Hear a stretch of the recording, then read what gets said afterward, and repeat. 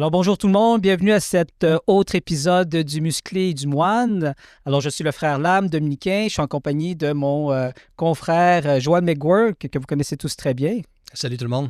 Et puis aujourd'hui, on a la chance d'avoir un invité très spécial. Alors il s'agit de Francis Denis.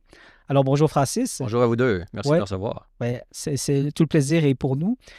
Francis est quand même assez connu dans le monde catholique parce qu'il est un vidéojournaliste, un reporter, un documentariste et aussi un entrepreneur en culture. Alors, vous l'avez peut-être vu dans la chaîne Ciel et Lumière, sur KTO TV, sur Radio VM, vous l'avez peut-être entendu, il y a une chronique là. Et si vous regardez les chaînes américaines, peut-être sur EWTN, qui est une chaîne catholique américaine. Mais à part travailler pour les médias catholiques, il est aussi le directeur de la production vidéo et un actionnaire d'un média qui s'appelle Libre Média. Et il travaille avec son collègue Jérôme Blanchet-Gravel. Alors, on aimerait ça que tu nous parles de ce média-là, parce que c'est un média qui fait la promotion de la libre pensée. Alors, j'aimerais que tu me dises, c'est quoi la genèse de ce média-là? Qu'est-ce que c'est? Et pourquoi est-ce que vous avez décidé, toi et ton collègue Jérôme, de partir ce média? On l'a pris au vol, mais depuis le début. Donc, en gros, Libre Média, tu l'as très bien mentionné, c'est un média multiplateforme, mais qui est d'abord un site web d'articles, des articles qui touchent, disons, la politique, la culture, l'histoire, il y a des opinions et tout ça, mais on pourrait dire l'âme, c'est la liberté d'expression. Donc, comment c'est né? C'est né durant la COVID. Durant la COVID, il y a beaucoup de gens au Québec qui se sont rendus compte qu'il y avait un problème au niveau de la liberté d'expression. On voyait non seulement, on peut être d'accord ou contre les opinions qui étaient exprimées dans les autres médias puis dans le système médiatique en général, mais c'était à l'unisson. Donc, de la même manière qu'il y avait l'unité, ou disons, il y avait une ligne de parti qui transcendait les partis, qui touchait à tous les partis, les libéraux votaient, bon, il fallait être ensemble, c'était pas le temps de la partisanerie, c'était pas... Donc, il y avait une uniformité, un conformisme au niveau politique, il y avait le même conformisme au niveau médiatique et du discours public. Et on peut penser, bon, pourquoi? On peut penser, toutes les subventions qui étaient liées aux médias, tout ça, bon, peu importe les causes. Il y avait un conformisme, et ce conformisme BA, disons, n'était pas la meilleure façon, selon nous, d'exercer la démocratie. Qu'est-ce que c'est que la démocratie? C'est justement le moment où les différents de la somme des opinions, de la somme des points de vue sur un sujet donné va éventuellement être la meilleure version de la solution va s'exprimer, va se déployer. Par exemple, bon, justement, est-ce que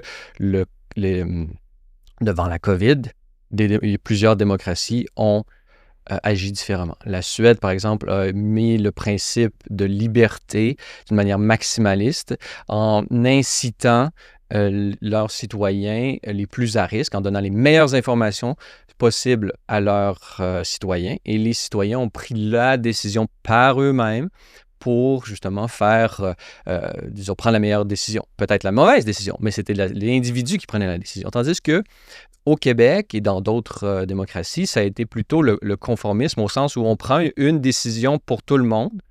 Cette décision-là, c'est peut-être, dans notre cas, le couvre-feu, et tout le monde doit obéir, et notre grand chef, notre chef de la tribu a pris la décision, et de cette décision-là, tout le monde doit se conformer, que vous soyez d'accord ou non, que ça s'applique à vous ou non, que ça soit pertinent pour vous ou non au niveau individuel.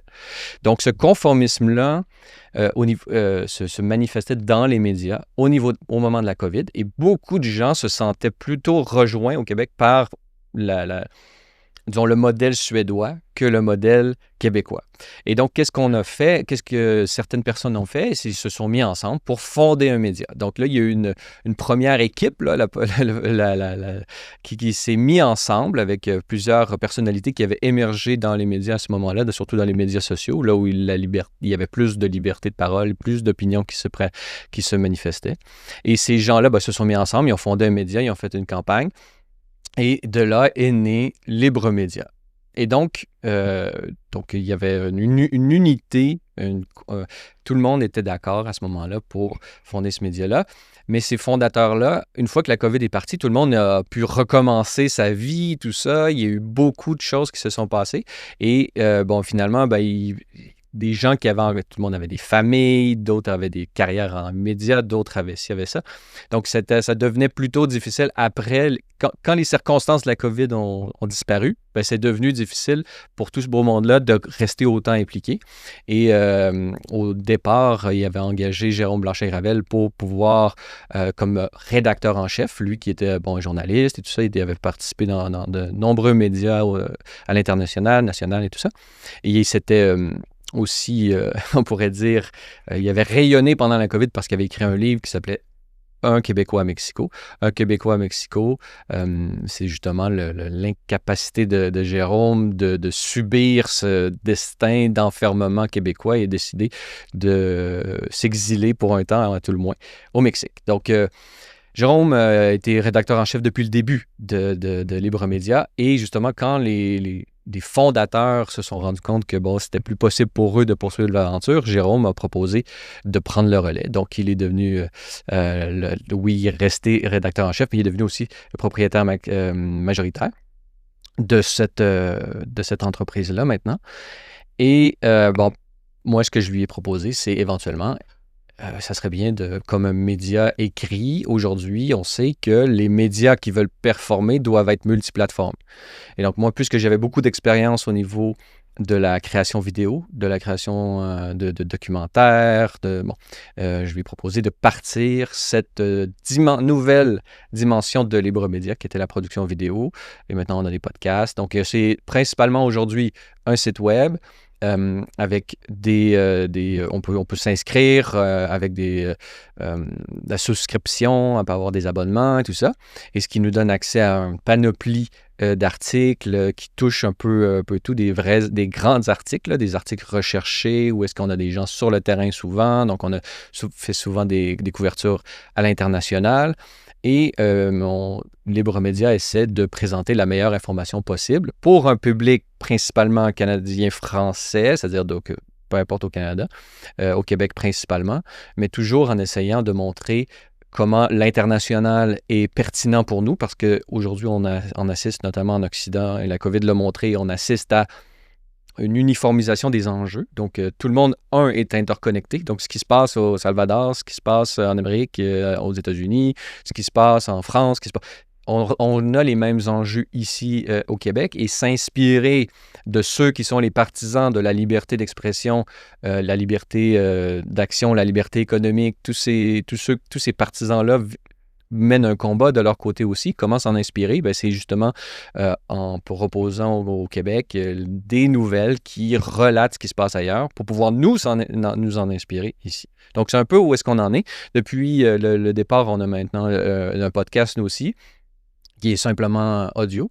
C'est quoi le nom de votre podcast? Libre Podcast. Donc, ouais, très original. Donc, le Libre Podcast, une fois par semaine, on a plusieurs chroniqueurs qui viennent, qui se relaient pour des partisans de la liberté, mais qui ont des différentes perspectives sur la liberté, différentes expertises sur les enjeux. On a des économistes, on a des investisseurs, on a des sociologues, on a toutes sortes donc, vraiment une belle panoplie de gens qui participent à ce podcast-là. Mais on a aussi une chaîne YouTube, quand on a bientôt 39 000 abonnés, où est-ce que là, on essaie de présenter justement du contenu, on a différents types d'émissions. Donc, on essaie vraiment d'être un média, on pourrait dire mainstream, au sens où on essaie d'être un environnement médiatique, où est-ce qu'on a des vidéos avec du contenu propre, on a des conférences, on a des livres, on a principalement des articles aussi, comme peu importe tous les sites de nouvelles. Donc, on essaie d'être un environnement. Donc, un média 100% indépendant qui ne reçoit absolument aucune subvention. Ça fait partie de nos principes fondamentaux, parce qu'on ne peut pas être libre si on dépend des subventions gouvernementales. C'est absolument impossible. Les gens peuvent faire croire à ça, mais impossible. C'est impossible. Tu peux pas... il peut y avoir des articles ici et là qui le sont, mais globalement, on ne peut pas demander à quelqu'un on pourrait dire, cracher dans la main qui te nourrit. Donc, ça serait impoli de toute façon. Donc, on pourrait dire, c'est c'est un bon signe du fait que ces gens-là soient polis, mais un système où est-ce que l'État, il n'y a pas de séparation des pouvoirs finalement. Le quatrième pouvoir n'est pas séparé du pouvoir politique et du pouvoir, du pouvoir judiciaire et tout ça. Donc, le quatrième pouvoir doit être totalement indépendant. Comment être totalement indépendant? En ne recevant absolument aucune subvention. Donc, c'est très difficile comme modèle. C'est un modèle qui demande beaucoup de dons de soi. C'est un modèle qui demande beaucoup d'implication, d'engagement personnel, d'investissement aussi. Aussi un peu de flegme au sens où on va quand même contre une immense machine. Là. On peut, Bien justement, vous allez contre une immense machine. Ma question est la suivante. Est-ce que ça vous arrive de vous faire attaquer par la machine? Pas encore, mais c'est une mauvaise chose pour moi. Ça veut dire qu'on n'est pas encore assez influent. Donc, le jour où on va commencer à être très influent, on va menacer, entre guillemets... La matrice. Oui, c'est ça. Là, on va commencer à être attaqué. On ne l'est pas encore. Okay. On ne recherche pas, là. On ne recherche pas le martyr. Mais on sait que le jour où on va commencer à avoir des campagnes de diffamation, qu'on va commencer à dire si telle personne est ceci et cela, comme machin... j'ai vécu, dans le fond. Ouais, ben faudrait la saga de partager de ton expérience. Ouais, non, c'est ça. Oui, c'est ça, exactement. Donc, est-ce qu'on est pour l'instant menaçant pour le régime? Je ne le crois pas pour l'instant. C'est pas quelque chose que tu veux non plus. Là, on espère le devenir influent. Donc, on espère devenir la ressource fondamentale pour tous les partisans de la liberté, pour tous ceux qui voient dans la liberté individuelle la meilleure façon pour notre culture québécoise, canadienne, peu importe, ou française, que sais-je, qui est la meilleure façon pour l'Occident et le Québec faisant partie de l'Occident, de se déployer dans toute sa splendeur et de continuer d'évoluer, de progresser, d'aller de l'avant, à la fois économiquement, culturellement, dans tous les domaines du savoir, c'est par la liberté individuelle. Il ne peut pas y avoir d'innovation sans liberté individuelle. On le voit, par exemple, avec le régime chinois. Le régime chinois, pourquoi ils sont toujours numéro 2, puis pourquoi ils sont condamnés à être numéro 2 et à copier tout ce que les autres font dans l'innovation? Parce qu'ils n'ont pas de liberté. Ils n'ont pas de liberté, donc dès qu'il y a quelqu'un qui commence à essayer d'inventer quelque chose de différent de ce que les autres n'ont pas, ah ben là, c'est une menace. On l'a vu avec le premier docteur qui a vu que c'était... qui a découvert la COVID, qu'est-ce qu'ils ont fait? Il faut l'empêcher de parler, il faut empêcher. Puis là, après ça, ils se sont ramassés à être avec une pandémie qui ont géré du meilleur qu'ils pouvaient avec les instruments qui sont les siens. Non, je parle je pense qu'il est mort. C'est le docteur chinois. Il est mort à l'hôpital. Le premier Chinois qui a découvert qu'il y avait le problème avec la COVID, au lieu de l'écouter, ils ont décidé de dire « Ah non, toi, t'es un agent de je sais pas quoi », et finalement, il a disparu. Donc, il y a quelque chose... et donc, ça a été très maléfique pour le régime chinois lui-même. Mm-hmm. Donc, on voit comment la nécessité d'avoir des individus éclairés, intelligents, cultivés, c'est la seule façon pour l'Occident et toute société, finalement, de se déployer et d'évoluer. Et là, aujourd'hui, au Québec, on n'est pas dans un régime qui laisse la place à la libre pensée. On n'est pas dans un endroit où est-ce qu'on peut agir comme on veut économiquement, on ne peut pas entreprendre comme on veut, et on ne peut pas construire des maisons comme on veut. On est vraiment dans un enfermement collectif. Et là, moi, j'écris même un livre qui montre les racines historiques et idéologiques de ça. Mm-hmm. On est dans un pays, entre guillemets, au Québec, où est-ce que la libre pensée est même... Punie, je dirais pas jusque-là encore. Elle l'a été pendant le COVID, mais je dirais plus, elle est découragée. Encore aujourd'hui, j'ai été cancellé. J'étais le seul invité à Tout le monde en parle d'être cancellé de toute l'histoire de Tout le monde en parle. Et je peux vous le dire... Cancellé, qu'est-ce que tu veux dire? On m'a cancellé. J'étais supposé à Tout le monde en parle à cause du documentaire Alpha. Julien Bournival est allé. Moi, j'ai été cancellé parce qu'il y a une pétition pour pas que j'y aille. Évidemment, je dérange la matrice. Et puis, je suis le premier invité. Je ne veux pas rentrer dans les détails parce que le monde à la maison, ils savent pour la raison pourquoi j'ai été cancellé. Puis nous, ça n'a pas rapport à moi, ce podcast-là. Mais j'ai été cancellé. Puis je peux vous dire, ce qui est répété dans la Bible plusieurs fois, je pense que la phrase qui est la plus répétée dans la Bible, c'est « Don't be afraid ». N'ayez pas peur. Excuse-moi, n'ayez pas peur, right? Puis ce que je remarque, c'est que, tu sais, les gens ont peur d'avoir une plateforme puis de dire les vraies choses aussi parce qu'on le voit bien, qu'est-ce qui arrive quand tu dis les vraies choses. La première chose qu'ils vont faire, c'est de la destruction de réputation. Si ça ne marche pas, ils vont aller à l'étape B, puis après ça, l'étape C. Puis je pense que l'étape Z, c'est l'assess. Ouais, au Québec, justement, c'est drôle parce que Elon Musk était dans son podcast avec Joe Rogan qui a publié. Puis là, il n'y a pas d'étape. Il finit son podcast avec sa peur d'être assassiné. Il dit si je dis tout, c'est sûr que je vais finir mort. Mais ça, c'est une autre. Est-ce qu'au Québec, on a besoin de se rendre à l'étape D? Je pense pas. Non. Puis heureusement, les gens s'arrêtent à l'étape 1.A avant l'étape A, c'est-à-dire c'est l'autocensure. C'est-à-dire que les gens ne se rendent même pas au moment où ils sont cancellés habituellement parce qu'ils ont déjà intégré qu'ils le seront s'ils bifurquent un peu du message central. Ouais. Et on voit que les seuls qui parlent librement au Québec, c'est ceux qui sont économiquement, libres ou qui sont économiquement, ils ne dépendent pas de l'argent de l'État, mais ça, c'est une fraction de la population. Et souvent, les entrepreneurs ne sont pas nécessairement... disons, qui sont les entrepreneurs au Québec qui ne dépendent pas directement ou indirectement de l'appareil gouvernemental? C'est très, très, très peu. Encore là, c'est très débattable parce qu'on a vu justement, tu sais, Andrew Tate, comment il a dit, pour être capable de te combattre la matrice puis de dire ce que tu veux, il faut que tu sois riche. Puis il a quand même fait de la prison. Il est-tu vraiment libre parce qu'il est riche, dans le fond? Tu comprends? Non, mais c'est-à-dire que c'est pas parce que tu es contre la matrice, entre guillemets, que ce que tu fais, c'est bien non plus. Donc, il faut pas tomber dans un « je suis contre l'ami de mon ennemi et mon ami ». Moi, je ne vais pas jusque-là parce que Andrew Tate, c'est quand même... moi, je le mettrais pas comme un ennemi de la matrice. Ça dépend qu'est-ce qu'on entend comme la matrice. Mais de faire de la pornographie, de faire ce genre de choses-là, ça, c'est être dans le système à 100 000 à l'heure. Ouais. Et c'est pour moi, il n'y a pas... Non, je pense qu'il y a puis à ce niveau-là, puis c'est même pas une référence. Moi, j'ai utilisé la référence à Andrew Tate, pas parce que je voulais faire un débat sur est-ce qu'on l'aime ou est-ce qu'on l'aime pas. C'est juste, je sais que peut-être dans le passé, il a fait des affaires pas correctes, mais qui n'est pas pécheur, qui n'a jamais péché, right? Mais à bout de ligne, il y a beaucoup d'accusations aussi, ce gars-là, qui ne sont pas fondées, qui n'ont pas été prouvées. Ça, il faut quand même en tenir compte. Je ne peux pas parler d'Andrew Tate, mais ce que je veux dire, c'est simplement que si on pense que la culture pornographique peut être légitime, on ne peut pas être partisan de la liberté si on est partisan de l'esclavage. Et mettre des femmes en esclavage comme ça, pour moi, c'est être un partisan, justement, en être un ennemi de la liberté. Et moi, je pense que c'est même pas une référence. Moi, je dirais, mais... agree to disagree. Il a un public et ce public-là, il est... pourquoi est-ce que... Moi, la vraie question, c'est je veux le traiter comme un symptôme. Comment ça se fait qu'il y a énormément de jeunes hommes qui le pensent que c'est un modèle? Ça, c'est la vraie question. Et est-ce qu'on a laissé de côté une partie de l'humanité, c'est-à-dire les hommes en Occident pendant trop longtemps? On a pensé que leur masculinité était toxique et tout ça. Oui. Non, mais est-ce que... Mais là, liberté d'expression. Je ne parlais pas de role model. La conversation de base était axée sur la liberté d'expression. Excuse-moi si je veux réciter dans la base. Là. Oui. Mais la raison pourquoi j'ai amené Andrew Tate, c'est pas parce que c'est une cause à effet. Là. Puis je peux comprendre ce que tu veux me dire, mais c'est juste parce qu'on a vu que quand tu es brimé de ta liberté d'expression, puis tu sais, Andrew Tate, il pense que moi, c'est là que je veux m'en venir. C'est qu'ils pensent que parce que tu es riche, tu peux dire ce que tu veux, puis il faut que tu deviennes riche pour être capable de dire ce que tu veux. C'est juste la parenthèse que je veux faire. Mais on a vu que ça ne change rien en bout de ligne.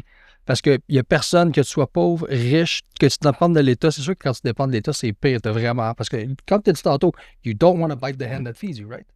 Mais y a-tu vraiment une personne qui est vraiment, vraiment libre? C'est ça la question. Est-ce qu'on peut vraiment qu'est-ce que la liberté? Donc là, c'est là où est-ce qu'on en arrive. Et il suffit, c'est pas parce que je peux dire ce que je veux que je suis nécessairement libre. Et c'est pas dire ce que je veux parce que je veux, c'est pas suffisant. Donc, c'est une condition nécessaire de la liberté, d'avoir la possibilité de faire quelque chose, mais c'est pas suffisant. On peut dire ce qu'on veut, être un total esclave et être un esclavagiste même. Tout à fait.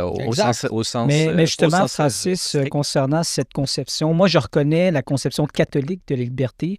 Pourrais-tu expliquer aux auditeurs c'est quoi ta conception de la liberté, justement? Mais la liberté, c'est d'abord ne peut pas être mis séparément de la responsabilité. Donc, la liberté, c'est de pouvoir faire ce que je dois faire. Et non pas ce que je veux faire. En fait, exactement. C'est-à-dire qu'il faut qu'il y ait identification entre ce que je veux faire et ce que je dois faire. Donc, il faut arriver, comme être humain, on devient libre lorsque ce que je veux faire, c'est ce que je dois faire.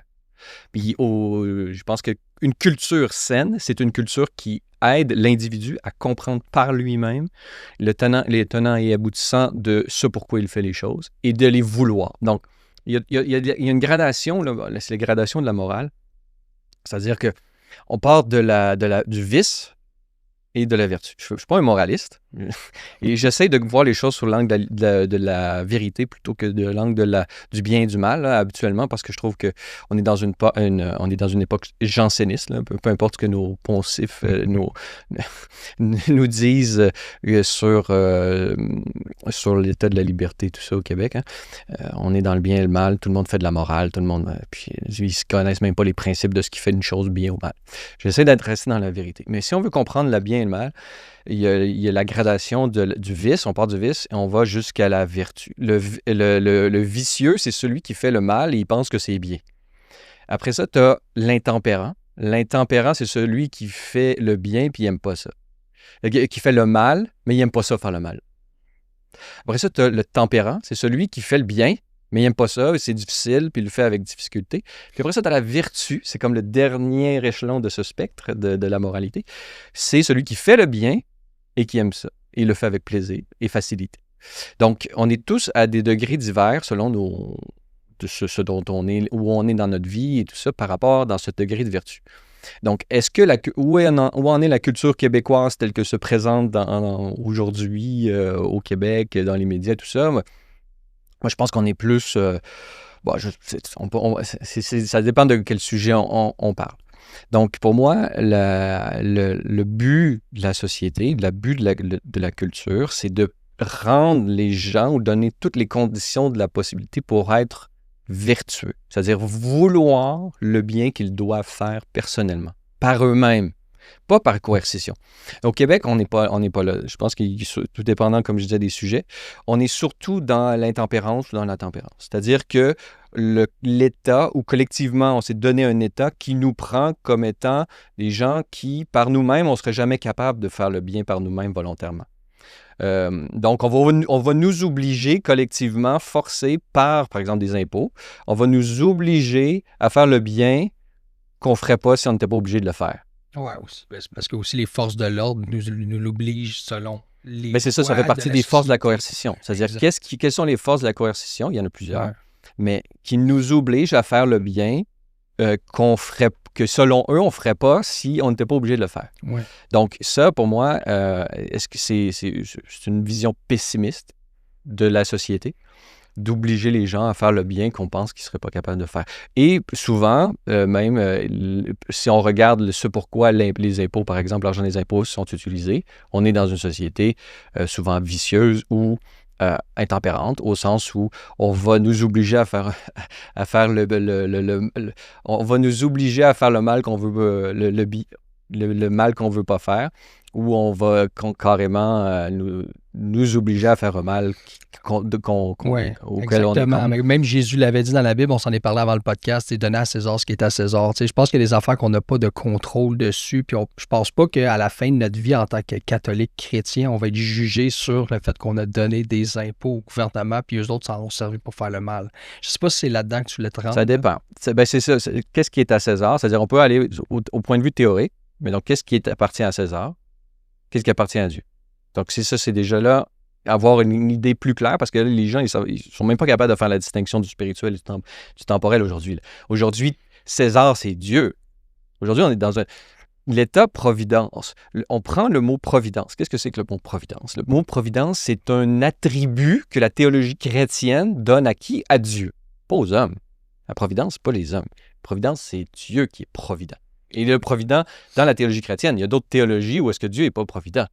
Donc, donc l'État-providence, c'est l'État qui se prend pour Dieu, qui s'est attribué une qualité divine. C'est une théologie. Le régime État providentiel est un régime théocratique, et je dirais athéocratique, au sens où on est toujours dans une théocratie, mais sans Dieu. A privatif en grec, c'est athéa, ça veut dire sans Dieu.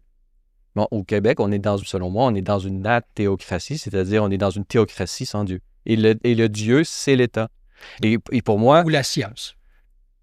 Non, la C'est science le ne peut nouveau pas être... Dieu, un peu, ce qu'on a vu dans la COVID. c'est-à-dire qu'on se fait dans l'Ancien Testament, on parle des idoles. Bon, au niveau, aujourd'hui, on pourrait parler des dieux les nouveaux dieux séculiers. Raymond Aron parlait justement il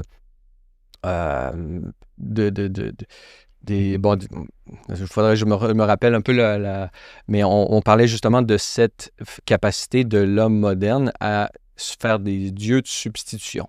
Donc, quand on n'a pas de Dieu, si on n'a pas au moins le concept de Dieu, même Voltaire parlait de la nécessité du concept de Dieu pour toute société. Donc, même s'il n'y a pas de concept de Dieu, c'est-à-dire une autorité omniprésente, omnisciente, omnipuissante au-delà des hommes, s'il n'y a pas ça, même au point de vue conceptuel, là, on va le déplacer dans nos institutions, dans l'histoire. Et par exemple, le marxisme, c'était justement ça. C'était un État qui se prenait pour comme omniprésent, omnipuissant, omnipotent et omniscient. On va se le dire, on n'est pas bien loin d'ici. On n'est pas bien loin du marxisme. C'est-à-dire qu'au sens économique du terme, on est dans une société qui tend davantage vers le marxisme, mais on n'a pas atteint, l'État-providence québécois n'a pas atteint les degrés de folie et de Dieu sécularisé tel qu'il était en Russie. On est dans un capitalisme de copinage, mais souvent le capitalisme de copinage mène un petit peu au socialisme.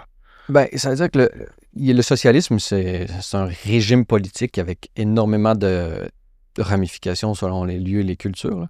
Mais la question principale, c'était est-ce qu'on peut être... Donc, au Québec, sommes-nous dans une société qui est à la hauteur des principes qu'on s'est donnés lors de la Révolution tranquille? C'est quoi ta réponse à ça? Ma réponse est non. Pour moi, on est toujours aujourd'hui dans le régime clérical. Pour moi, il n'y a jamais eu de révolution tranquille. Au Québec, on est toujours dans un régime clérical. Ton livre, je pense qu'il tire là-dessus. Exactement. C'est-à-dire que on peut le montrer. Montre-le à la caméra. Mon livre, c'est publié aux éditions Libère. Là, c'est Une révolution pour rien, la permanence religieuse dans l'histoire du Québec moderne. Donc, dans le fond, ce que j'essaie disons, la recherche, c'est comme le fruit de mes recherches là, de ce livre-là, c'est que je montre ou que je pense avoir découvert, ou à tout le moins, j'ai essayé de compléter le portrait historiographique de l'histoire du Québec tel qu'il s'est présenté jusqu'à aujourd'hui, c'est qu'on a toujours présenté la Révolution tranquille comme un moment de rupture. Il y a un avant, il y a un après. Avant, c'est la grande noirceur. Avant, c'est le moment où les individus n'étaient pas libres, où on était dans un corset idéologico-religieux, où est-ce que les gens ne pouvaient pas penser ce qu'ils voulaient. Les femmes étaient obligées de faire autant d'enfants qui étaient capables d'en faire s'ils ne mouraient pas en couche et tout ça. Il y avait quelqu'un qui venait nous dire quoi faire. Il y avait le curé qui nous disait quoi faire. Puis les individus étaient atrophiés et ça nous a maintenus dans un état de pauvreté au-delà des conséquences, par exemple, de la conquête après 1763, par exemple.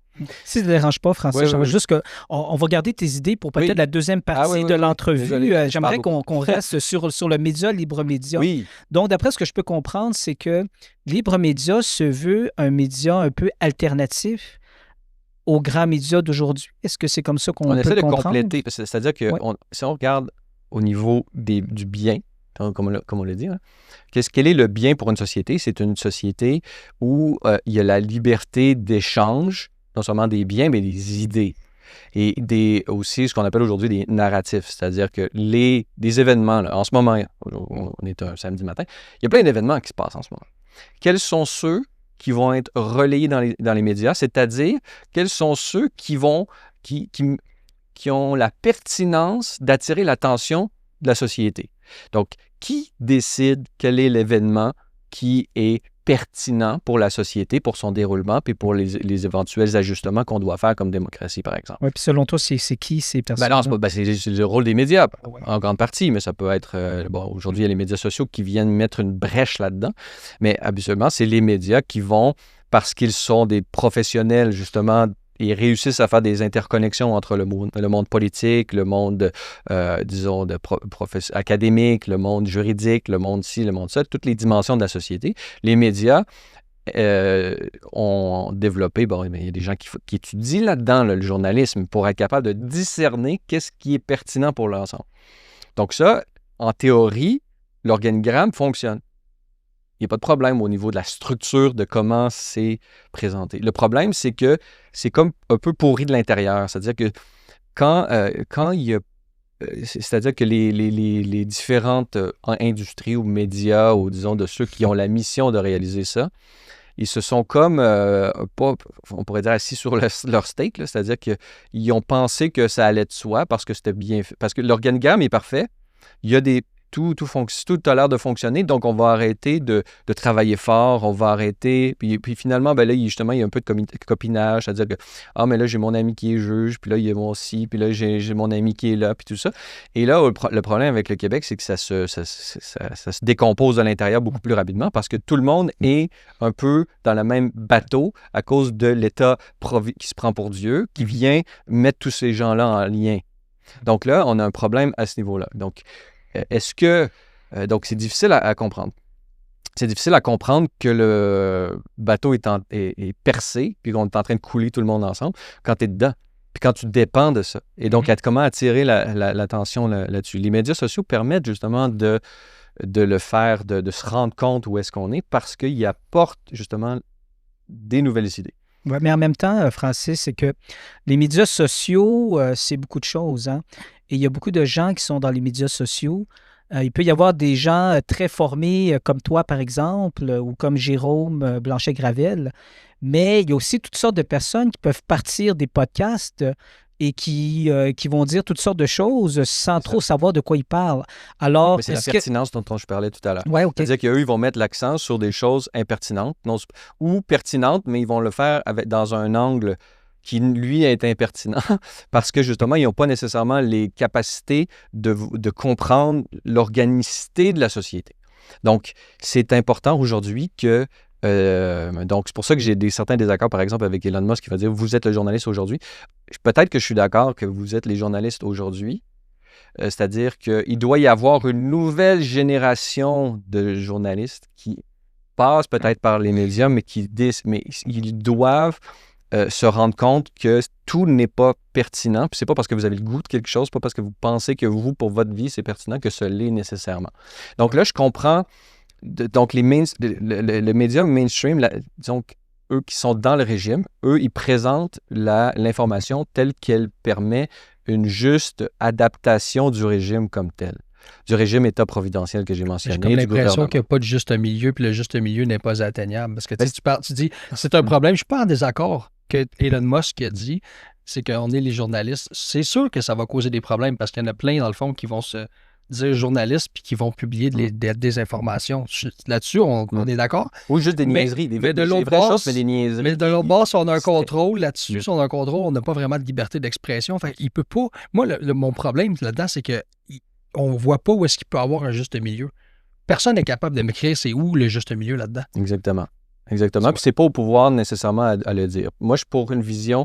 Quelle est la meilleure façon de résoudre ce problème-là? Comment faire en sorte que, à la fin, disons, toutes les institutions qu'on a réussissent à faire une mise à jour du logiciel?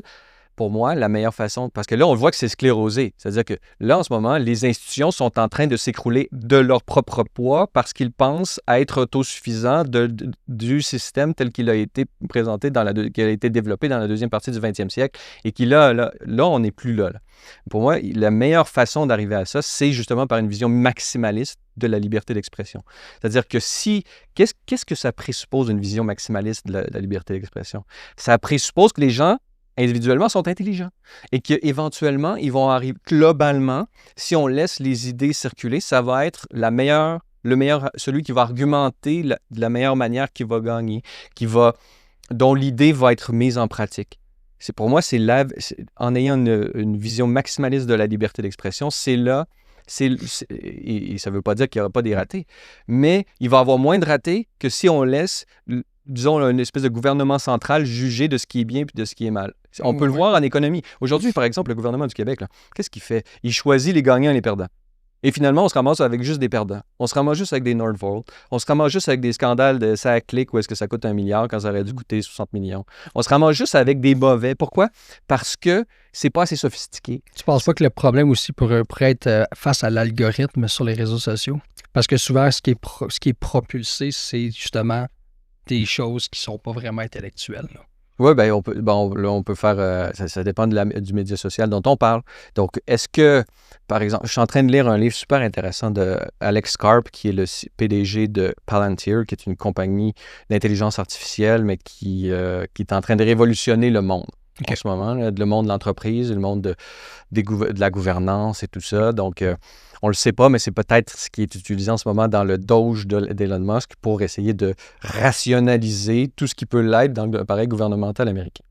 Donc, Alex Karp, il montre comment, justement, ce qui est important aujourd'hui, c'est justement d'essayer de retrouver une application intelligente de tout ce qui a été développé dans la Silicon Valley. Silicon Valley, c'est le lieu de l'innovation. Palo Alto, Stanford et tout ça, c'est le lieu où est-ce que tout ce qui est de l'intelligence artificielle est développé, tout ça, c'est la place où est-ce que ça se passe. Mais lui, il va dire, le problème avec la Silicon Valley, c'est que vous avez utilisé les meilleurs cerveaux, je n'aime pas ça parler comme ça, mais les meilleurs... les gens les plus compétents dans l'informatique, les gens les plus compétents dans les nouvelles technologies, dans ce qui s'en vient. Tous ces gens-là ont été comme aspirés vers des applications de comment améliorer la vie des consommateurs américains, en gros, là, puis du monde mondial. Mais est-ce que c'est le but le plus haut qu'on peut se donner, nous? Est-ce que collectivement, par exemple, comme Américains ou comme Occidentaux, est-ce qu'on peut dire que utiliser tous les esprits brillantissimes de la Silicon Valley pour développer la dernière façon d'avoir l'iPhone le plus puissant du monde pour pouvoir prendre des photos de pizza puis sur Instagram, je veux dire, accumuler toutes les photos d'Instagram, selon moi, c'est 98% de niaiseries insipides, là. Non. Donc, qui ne méritent pas l'attention. Ça ne veut pas dire que c'est pas intéressant de manger et tout ça. Je suis d'accord. Mais c'est 99%. Puis l'Internet, c'est je ne sais pas combien de pourcents liés à la pornographie, puis à l'abaissement de la femme, de l'homme, tout ça. Est-ce que c'est vraiment là où doit être dépensée, entre guillemets, l'attention de nos gens les plus brillants pour, disons, donner, pour que ça soit commercialisé, pour rendre la vie du consommateur américain la plus fructueuse?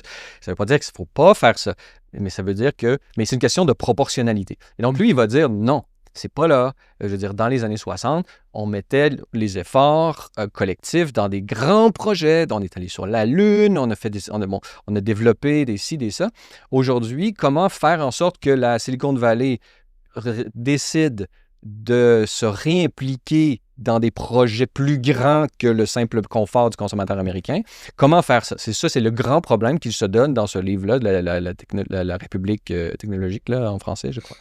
Et donc, comment réussir ça? Moi, je pense que c'est extrêmement important. Mais ça serait extrêmement difficile aussi. Ben, c'est-à-dire que comment monétiser? C'est-à-dire que là, c'est comme... pour lui, une des clés, c'est-à-dire que c'est justement ça pourquoi ils ne le font pas. Pourquoi est-ce que la Silicon Valley s'est détachée? Parce qu'ils voulaient se détacher du politique, parce que le politique, c'est la politique aérienne, c'est se déplacer, parce que c'est quand même l'État, dans un État de nation, c'est quand même l'État fédéral, dans ce cas-ci, qui doit mettre l'accent sur ce qui est bon pour le pays en entier, tu sais. Bon, donc on est déjà dans une sphère, dans un niveau plus haut, le niveau national que le niveau pur du marché. Donc. Mais comment faire attirer les gens qui peuvent avoir, disons, un incitatif économique plus grand à court et moyen terme? Comment faire en sorte qu'ils soient attirés par des choses qui sont peut-être payantes, mais à plus long terme? Bien, ça peut être un lien, ça peut être quelque chose que l'État aujourd'hui, une mission de l'État aujourd'hui intéressante. Super intéressant. Mais aujourd'hui, au Québec, par exemple, donc, de ce problème-là qui se vit aux États-Unis à plus grande échelle, puis eux sont vraiment à la fine pointe de la technologie, puis à la fine pointe de la recherche. Nous, au Québec, on n'est pas là. On n'est vraiment pas là. Puis nous, on est encore dans le vieux modèle qui précède celui-là. On n'est même pas rendu au modèle où est-ce qu'on a laissé des entreprises capables de se développer par leurs propres moyens. On est encore dans l'économie, avec le modèle français plutôt européen, directionnel, où on choisit les gagnants, les perdants, selon ce qui est finalement l'intérêt du politicien à court terme. Et donc, on se ramasse quoi? On se ramasse avec une vision extrêmement court-termiste, économiquement court-termiste. C'est-à-dire que c'est basé sur le 4 ans pour la réélection du gouvernement. Donc, c'est pas assez sophistiqué. Ouais. Là, il faut que les gens comprennent. Là. Il faut que le citoyen comprenne. Il faut que les politiciens comprennent. Il faut que les gens des médias comprennent. On ne peut pas se permettre de ne pas être sophistiqué. On ne peut pas se permettre de voir flou. On peut pas... Là, on voit flou. Là, on voit flou, là. Puis je l'ai dit tantôt. Il suffit que le leveur de fonds d'une entreprise dise « Ah, nous, on est écologiste. Ah, nous, on est ci, on est ça. » Puis là, les neurones du politicien sont complètement hypnotisés par ce discours-là. Il dit « Oui, c'est vrai, ça rentre dans mon discours de ce que je veux présenter pour ma candidature. » Il y a un agenda derrière ça, for sure. Là. Non, mais c'est pas ça. C'est quoi?